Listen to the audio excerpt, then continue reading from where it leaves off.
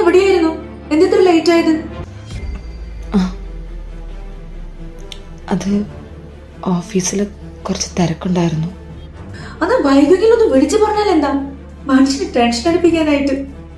നിന്നെ വിളിച്ചിട്ടാണെങ്കിൽ phone switch off. അതോ ഫോണിലെ ചാർജ് തീർന്നു പോയതാ.